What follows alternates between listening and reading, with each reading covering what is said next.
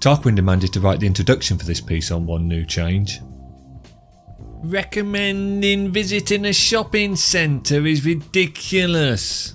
Such temples of consumerism designed to engender profligate spending, trapping the unwary into a cycle of debt, are like Falkirk and St Helens. Best avoided. They are, however, useful establishment debt snares for those who didn't undertake a tuition-free university education. What a great wheeze introducing tuition fees was. If you start your working life financially beholden, then you've already been caught. You're now a debt slave, too busy working to service your debt, with no time to question the corrupt establishment, which of course was the introduction of tuition fees design. Bordered by New Change, Cheapside, Bread Street and Watling Street, the 2010 opened One New Change occupies the space vacated by the demolishment of New Change buildings, conceived by Victor Heel.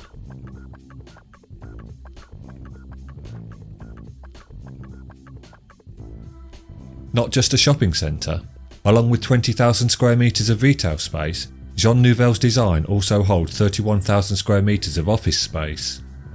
But One New Change's form is not this video's subject. You can, as I did, walk straight to the centrally located lift and head to the roof terrace, avoiding most of the consumerist nonsense and the business greed the building is dedicated to. Open 7 days a week, from 6 AM to midnight, the roof terrace is free, and for a blissful 20 minutes of my cloudy mid-May 2016 visit, the terrace was empty bar the odd security guard, allowing me to drink in the views without distraction. Facing north encounters the church of St Vitus Elias Foster, and looking downwards onto Cheapside we pass the British Telecom Centre and the Sugar Building, named after an odious goblin I'm informed, and behind which you can see the Tower of Christchurch Greyfriars and Lady Justice atop the Old Bailey Courts. Justice? In the corrupt UK? Not a chance.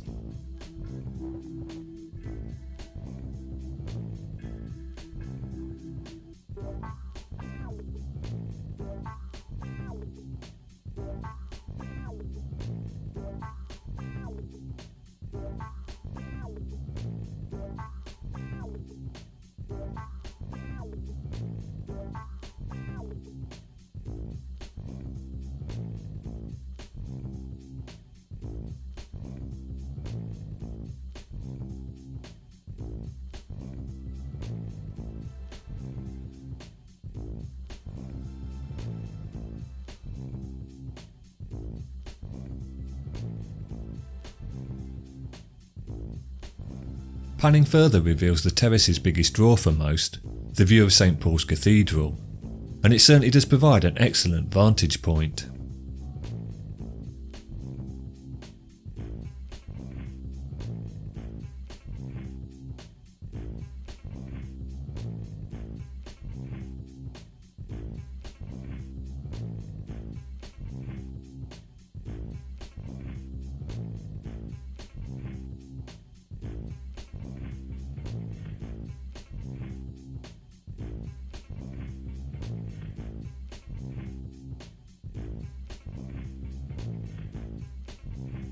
The red brick structure with white windows is Wren House, a 1935 former carpet factory. Wren House is not as elaborate as Glasgow's Templeton's carpet factory, and all the better for it. Less is more in architecture. Looming behind Wren House is Kingsreach Tower, or the South Bank Tower as it's now known. This tower block, recently heightened by 11 floors from its original 31 to 42, used to host publishing giant IPC, and the iconic 2000 AD comic was produced there. The strange shaped blue building is 240 Blackfriars Road. Closer to the camera is One Carter Lane, and closer to the camera still is the tower of St Paul's Cathedral Choir School.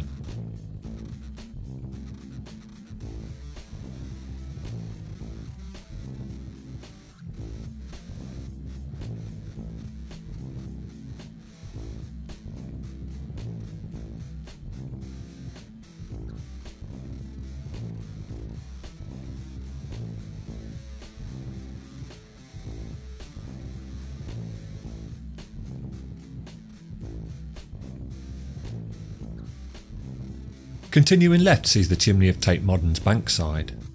The chimney was utilised when Bankside was an oil-burning power station. It ceased this purpose in 1981 and became home to Tate Modern in 2000. Gilbert Scott designed Bankside. He also designed Battersea Power Station, which is one of London's most beautiful structures.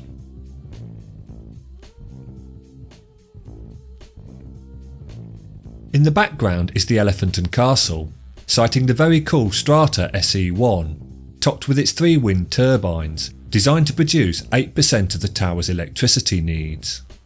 You'll likely never see these turbines spin, however, as residents complained of noise and vibration when in use, so they're switched off. To the right of Strata, another tower, One the Elephant, is under construction.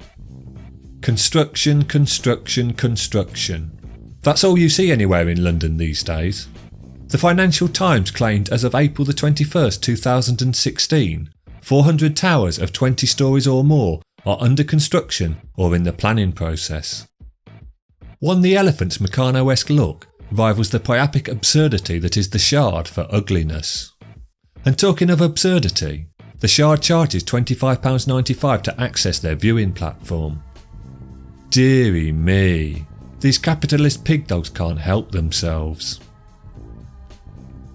The Elephant and Castle is undergoing a £3 billion regeneration. There'll be some world-class British snouting trough action on that project. The plan includes 5,000 new and replacement homes, all of which no doubt will be beyond the means of the average person. The white church in the foreground is St Nicholas Cole Abbey, which was reconstructed by Arthur Bailey between 1961 and 1962 after it suffered extensive bomb damage during the Second World War. Close to the white crane, with a sail-like framework frontage, Riverside House rests at the southern end of Southwark Bridge. The framework is an exoskeleton, built in a 2002 refurbishment which added 2 floors to the existing height. Structurally unable to support the additional floor's weight, the exoskeleton provides extra strength. Moving around the terrace, the aforementioned hideousness of the Shard can be seen. If you're ever near London Bridge, wander over to St Thomas Street and look up at the Shard. It's the embodiment of cheap and tacky.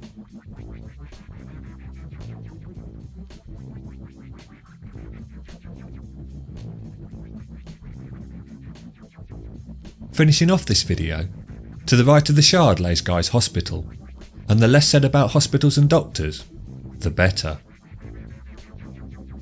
Goodness, Tarquin may just as well have written the whole script rather than only the intro with all this social comment.